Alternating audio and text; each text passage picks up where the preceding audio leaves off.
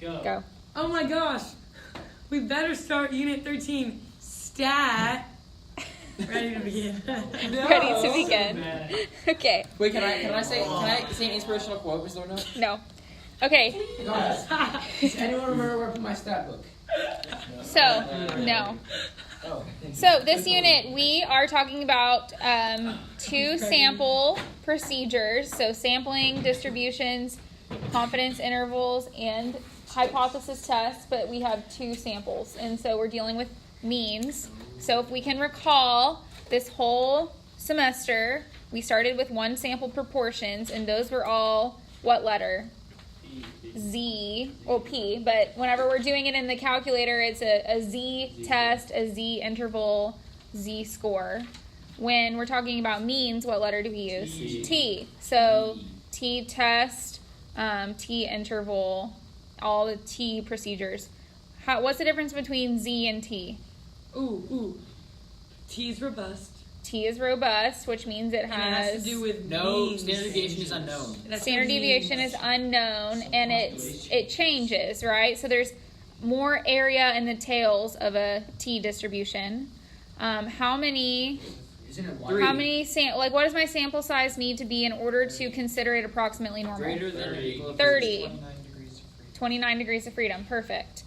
How else can we decide if it's normal or not? If my sample size is not greater than 30. You could go graph that. If it's linear graph. So you could make a normal probability plot, want it to be linear, or you can make a box plot and it'd be symmetrical. Or God blesses you and it's given. Perfect. So when you're dealing with a 2 sample, nothing changes except for the fact that we now have 2 samples and we're comparing the 2. So the goal is to compare the 2 treatments or to compare the characteristics of the 2 populations. When we compare, what are we interested in? What's that word that we used when we did the 2 proportions in our write-ups? Difference. We use the word difference all the time.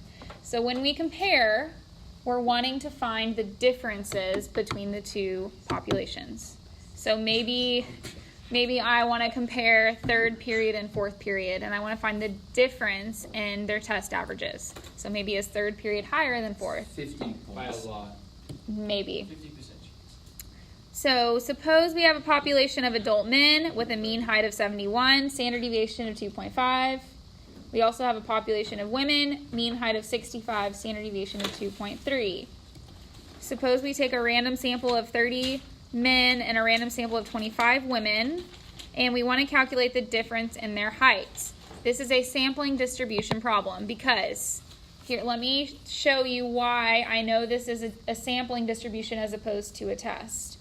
Because right off the bat, it gives me mu, that's a mu, and sigma, mu and sigma. Then it says, so it takes our 2 populations, then it says from those, we took 2 samples. So we have N1 and N2. And we want to find the difference.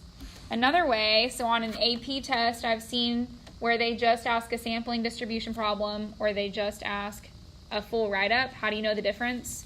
Usually with a sampling distribution, they will ask you questions like, what is the probability that a man is 7 inches taller than a woman?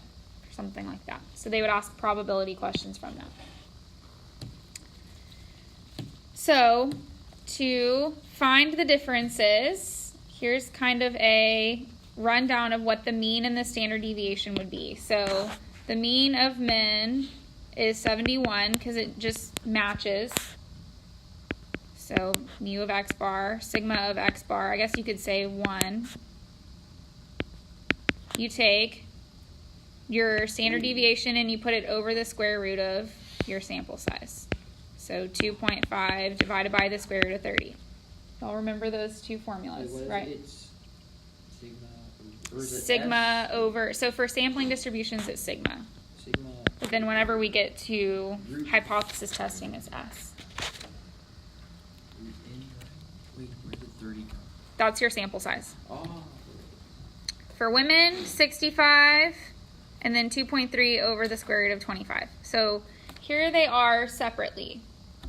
And if I want to combine the 2, like find the differences between the 2, you're just going to subtract your means. There's no activity, I'm sorry. And then you're going to square the standard deviations, add them together, square root them. So for means, you're just taking 71 minus 65, which is 6. So that's my center. And with standard deviations, you square, you add, you square root. And this is, wait, is it just, just mu x bar 1 minus x bar 2? Mm-hmm.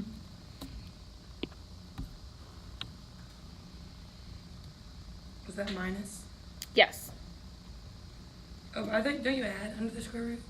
Under the square root, you add. So for No, I just for figured means, out. you subtract, but this one you always add.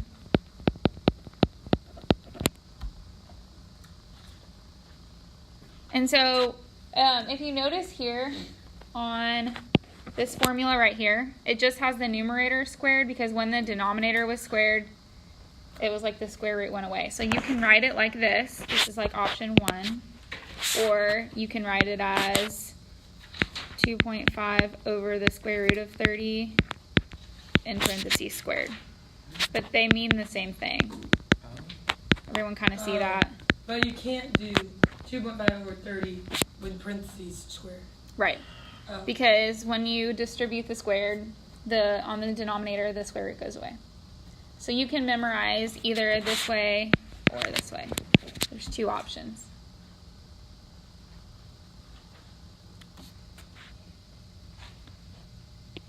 So then it says, what is the probability that the difference in the random sample of 30 and 25 is less than 5 inches? So how would I do something like that? Here my normal curve, I've got 6 in the middle. Less than 5. So what calculator function would I use? Why is 6 Oh, because that's... So the mean difference is 6. Like, men are, on average, 6 inches taller than women. CDF. I would do normal CDF because I know it's normal. So why would you not use TCDF? Because you have to use mean. Why do we know it's small? Because it was given in the problem. Oh, the Lord The Lord blessed us and told us it was given. Everyone get out your TI Inspire calculators. So for all sampling distribution problems, you will use normal CDF across the board. Every unit that we've ever learned. A sampling distribution is normal CDF.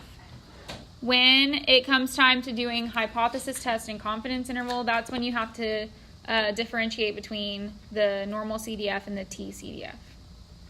So normal CDF, less than 5, so my bounds would be negative infinity to 5. My mean is 6, and my standard deviation is whatever this thing is. So it's the new standard deviation. Yes, it's the new standard deviation. It's whatever's in there. I didn't know what it was. Can I plug it in? Yes, you I can. probably can, because I have the Inspire. Probably. You should get 0.0614. 2.3 squared divided by...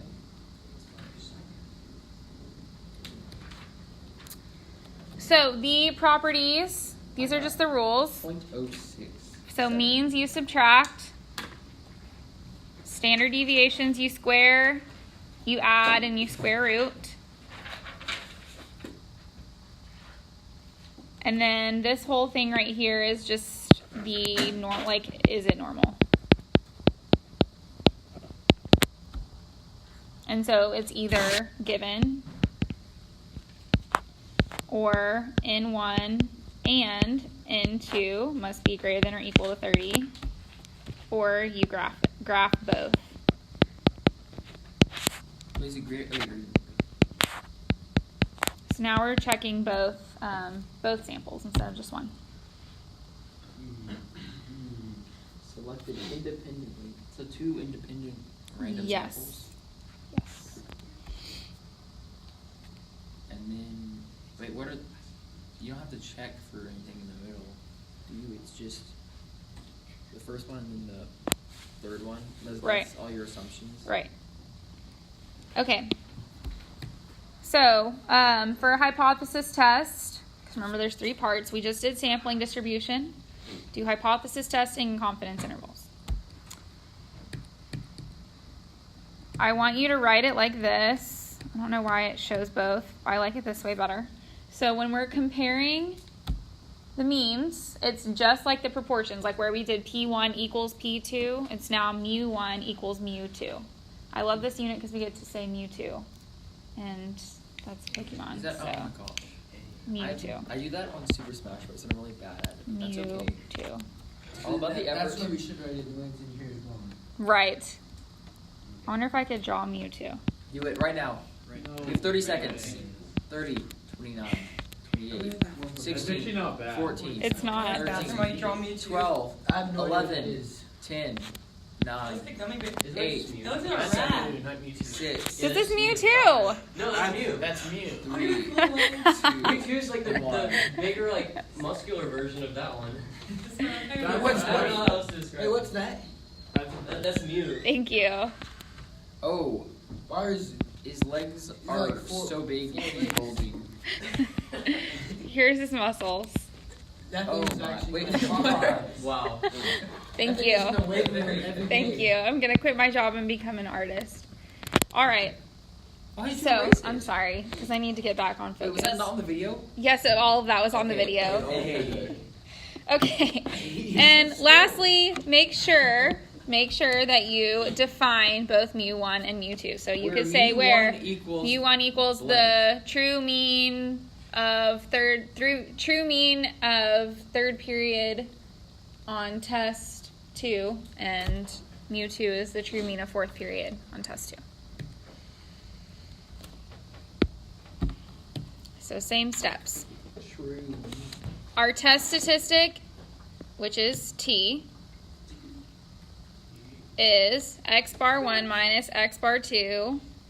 Oh, that's a horrible. No. It isn't bad, I promise. Let me break this down for you. So, this is the mean 1 minus mean 2. My hypothesized value is always 0. So you don't even need to include it. Wait, why? It's always 0 because my hypothesized value is that mu1 minus Equal. mu2 equals 0, or mu1 equals mu2. So you're not. So the null hypothesis is saying that there is no difference, and then what you're trying to prove is that there is a difference. So we're crossing it out. Okay, so the hypothesized value in this formula is 0 because Oh, that the makes null sense. hypothesis is that we are trying to prove that the null hypothesis is saying that they're equal. We are trying to prove otherwise, like it's greater than, less than, or different. But the hypothesized value in this will always be 0. So for instance, they gave me sample mean is 71 and 65, then you would just put in on the write up 71 minus 65. You don't have to put the minus 0 at the end if you don't want to. It doesn't matter. Over, and then this is just the standard deviation. So it's really not that bad, I promise. So we can square root the whole thing. Doesn't just have to be the numerator because it's the same thing. Right, so you could say this We can in parentheses, square, that.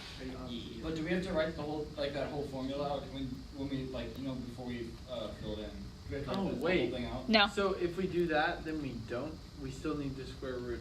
We keep the big square root. You keep the big square root. You add. The only difference is that here you don't have the little square root because you've squared it away.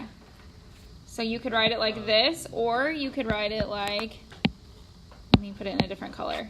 Square root of s1 over square root of n1, the whole thing squared, plus s2 over square root of n2, the whole thing squared. The only difference is that here the squared has been distributed, so the square root goes away. So either way, whichever way you want to memorize it is fine. Yes. So why is what we're doing, how is this different than what we did last chapter with the 2, like, means? We didn't use 2 means in the last chapter. We've only done 1 mean so far, but we have done 2 proportions.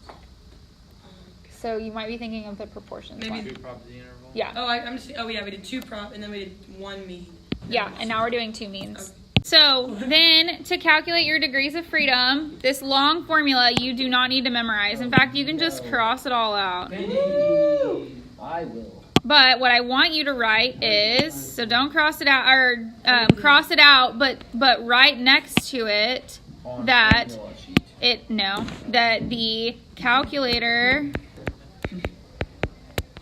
gives it to you when you run test. So you have to run the 2 sample t test, and then it'll give it to you. Then you put it on your write-up. But if I were to not do the test, then I'd have to do that. You can't get it unless you run the test. Well, you can't do that long. But I can do formula. that. What if you prefer to do the long formula? No, you don't have to. Wait, what? Just wanna know. Yes, If you prefer to do long formula, is that okay? that is fine if you want to memorize. So Wait, stop calculator gives it to you. To unerase X Yes. Miss Arnold, what was that formula we used to always write on our test, and then last month you're like, oh, we don't have to do that anymore. And it was a long one. On your Was it the calculations Z part. test? Like I'll Z show you when equals, I'll is show that you the whenever one? we get No, to wasn't the it- Like write-ups. one of them we CP. always do, and then last time you're like, we don't have to do that anymore. It was I PC. don't remember which It one. was PC, right? The PC formula. Yeah. Was that it? Yeah. That one was rough. It was like the. Okay, assumptions. Shh. Assumptions. You must say 2 independent samples. So the word independent shows up again. Independent. Random sample. I will count off if you don't put independent. Just independent. Or if sometimes we will see, so if they are doing an experiment and you see the word assignment, then you need to say that they were randomly assigned. That's only if it says assigned in the context. And so sometimes AP tests like to trick you, and they like to say randomly assigned, and then you say randomly selected, and then they count off points. So if the context says assigned, then you say they were assigned. And that's only when they're doing an experiment. Statisticians are picky. So make sure that you read carefully. Read carefully. 'Cause if it says assigned, then you write assigned. If it says selected, say selected.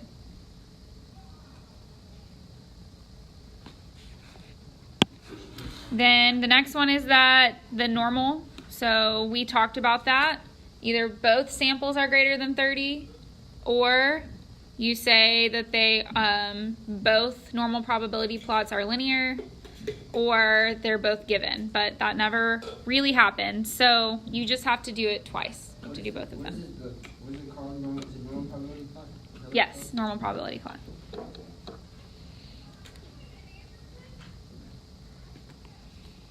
And then the third one, it doesn't include it on the PowerPoint, so I want you to write it in. You would say sigma 1 and sigma 2 are unknown. Can you say the sigmas are unknown? Sigmas. Count off. No, they wouldn't count.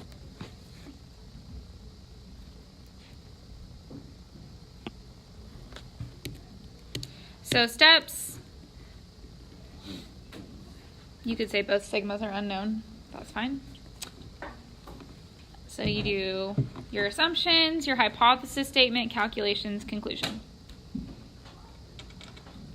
So we're not going to do a full write-up today. Are we I would doing assume that you guys lessons? could do that on your own.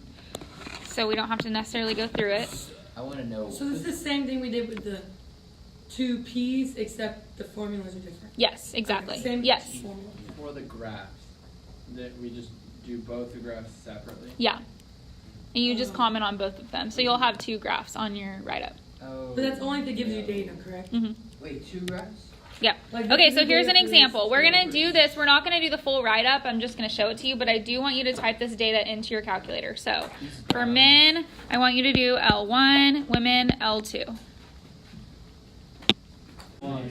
Okay, so let's look at the context of the problem. So it says, are women still paid less than men for comparable work?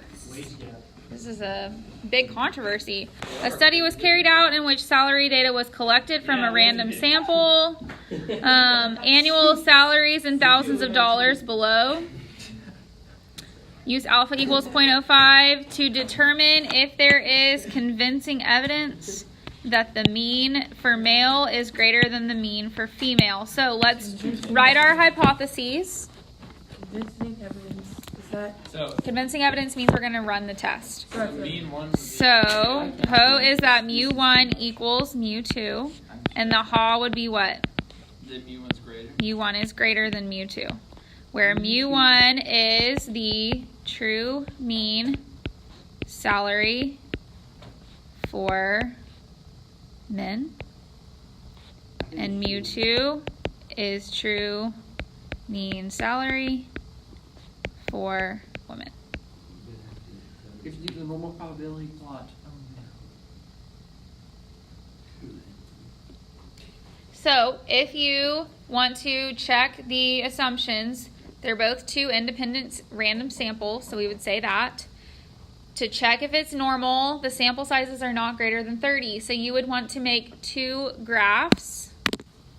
Y equal, no. Second.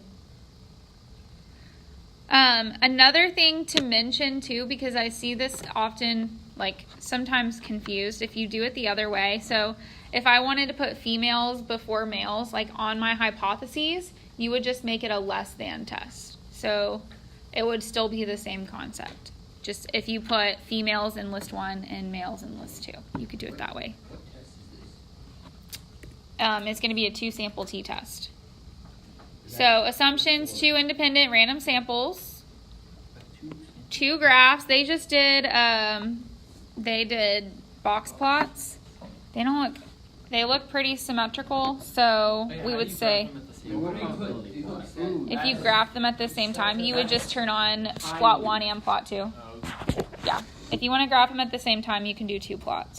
Even with normal? No, not with the normal. Look how nice the dots are on this. Wait, Freddie, we asking for the. If you did it with a normal plot, you could make them 2 different, like one could be a circle and one could be a star. You know how you can like change what the dots look like? Yeah. So you could turn both plots on and do one as a circle and one as an X or So something. What do we put for Oh, X? it's because we need to graph each line. That's what we need to- Right. No, it's Z on the Y, and what's the X? Is it? The averages. So is it just X bar 1 and then X bar 2? Yeah, like the average salary. Okay, so that's. How You would just put average salary or mean Wait, salary. what did you just say? What did you say? What are the X and the Y axis? For a normal probability plot. So for if you were drawing 2 normal probability plots, you would first want to label them men and women. And I don't know what it looks like, but just let's assume it looks like this. That your y-axis are the z-scores. And then your x-axis is salary. You don't necessarily have to. You have to. They make sure and check that you label the 2 graphs as men and women. They aren't as picky about labeling the x and y axis, but I'm gonna be picky about it. Normal probability plots So is it are always linear. Z for Y? Mhm. Is it the sampling? Is it the difference? No, it's just the sampling distribution. But both of them are approximately normal. Distribution. Yes. So if I want to run the test, this is what it would look like by like the formula by itself. In your calculator, it is a 2-sample t-test.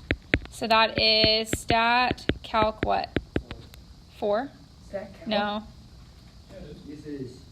not calc. Sorry, stat Oh, test. like, did we go to anybody? Stat test 4.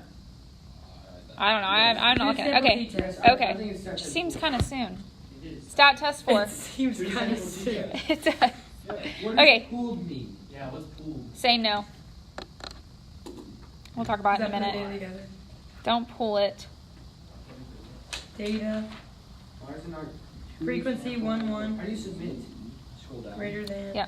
Yep. Oh. Wow, this is so much. So when you Oh my when you click enter, you should get t equals 3.11. So make sure that you include that. Oh, it's 2 samples. So name of the test, t equals 3.11. What was my degrees of freedom? 15.1. 15.1. So I'm going to round to 15. Where do we get Put it as a whole number. Where What are is we that putting for in list 1 again? whatever your list one is, Is it just, the min. do we have to What is standard deviation? Do we have to write out the formula? No. You don't. So But you do need to, the reason why I have you do it Yeah, is that's so what that I you do. know for like multiple choice tests and things like so that. like if we have an idea of that, we just don't have to write it for them. Right. So like we don't have to write z equals anymore. Mm-mm. For, Degrees of freedom, it gives you 15.12 in the calculator. You are going to truncate, which means just cut off the decimals, so it should always be a whole number. So do not round? Well, in this case, it is rounding because it rounds down, but you will always go down. So 15.8. Yeah, you would go 15. 15.9. Round down. Truncate. What is my p-value? 2.0035. And my alpha is in the context of the problem, it says it's 0.05. So these are the things that you would want. 1, 2, 3, 4, 5 things. I reject.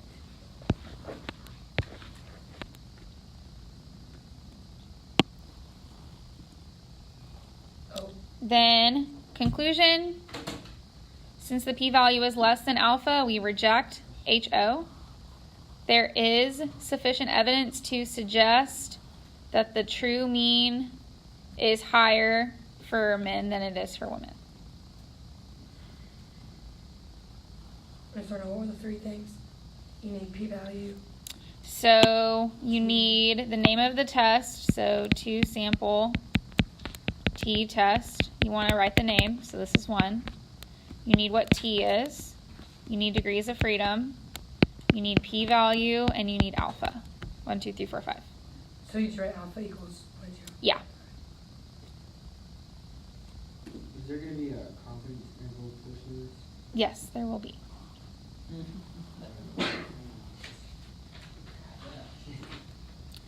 I'm going to stop here today, and then we will finish out the last part on Wednesday.